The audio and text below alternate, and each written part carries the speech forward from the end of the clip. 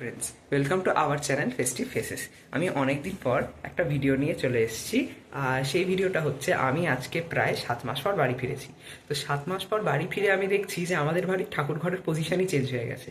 তাই আজ এত মাস পর তোমাদের সাথেও শাম্ভবীর দেখা করাবো। আর আমাদের ঠাকুর ঘর চেঞ্জ হয়ে গেছে আর কোথায় হয়েছে সেটাও দেখাবো। আজকে ভিডিওটা খুব ছোট হবে, তো তোমাদের সাথে দেখা হচ্ছে। এটা হচ্ছে আমাদের ভিতরেরই একটা ছোট ঘর।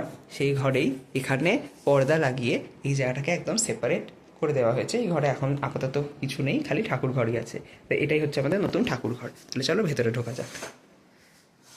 পর্দাটাকে সরিয়ে দিলাম, আর পর্দা সরিয়েই এই যে আমার বাড়ির সকলে, এখানে বড় মার একটা ছবি লাগানো আছে, আর এখানে হচ্ছে আমার 3 মায়েরা। এই ঘরটা খুবই সুন্দর, কারণ এই ঘরটা পুরোটাই জানলা দিয়ে কভার্ড। তাই এই ঘরটা প্রচণ্ড খোলামেলা আর চারিদিক থেকে আলো ঢোকে।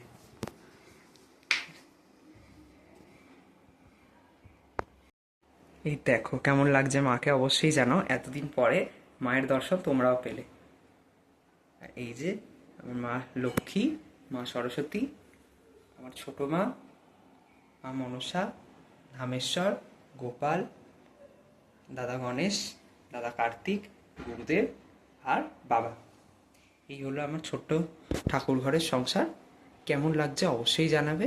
আর আরও ভিডিও আগে আমি দেখাচ্ছি আজ আমি কি করব। আমার মনে হলো এই গরমে হয়তো মায়ের ওই ভারী শাড়িটা পরে কষ্ট হচ্ছে, তাই আমি ভাবলাম মায়ের শাড়িটাই চেঞ্জ করে দিই।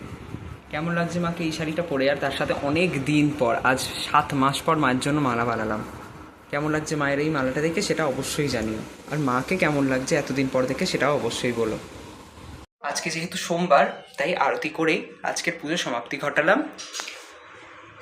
সামান্য মিষ্টি আর জল দিয়েই আজকে মায়ের পুজো সমাপ্ত করলাম।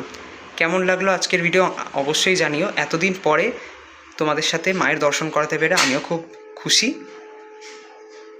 তাহলে আজকের ভিডিও এখানেই শেষ করছি, আবার পরবর্তী অন্য কোনো ভিডিওতে দেখা হবে।